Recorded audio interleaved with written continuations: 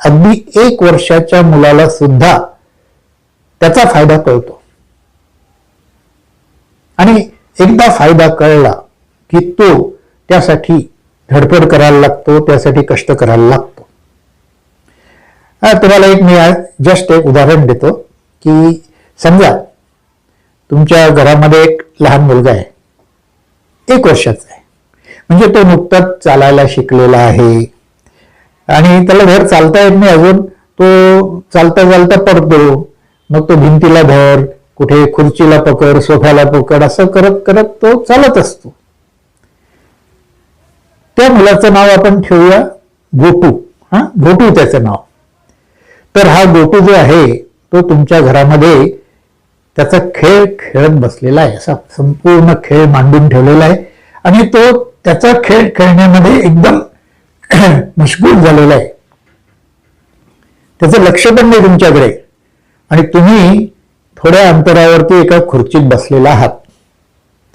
आता तुम्हाला त्या गोटूला बोलवायचंय, मग तुम्ही काय म्हणतात, गोटू जरा इकडे ये रे.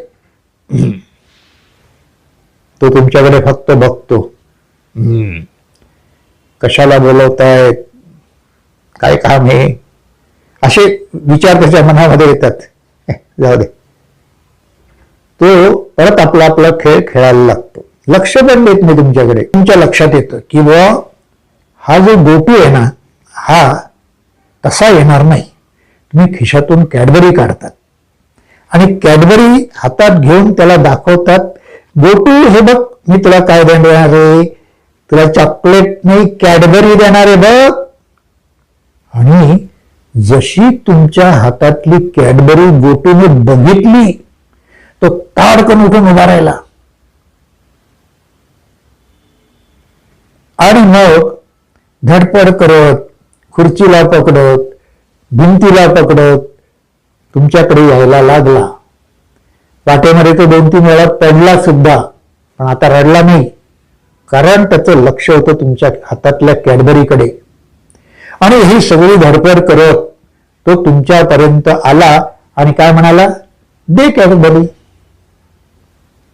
आता बघा, जोपर्यंत त्याने कॅडबरी बघितली नव्हती तोपर्यंत तो जागचा हल्ला नव्हता. पण जेव्हा त्याला कळालं की आपल्याला कॅडबरी मिळणार आहे, तो ऍक्शन मध्ये आला की नाही. फायदा 1 वर्षाच्या मुलाला जर कळत असेल तर तो तुमच्या 7वी, 8वी, 9वी, 10वी, 11वी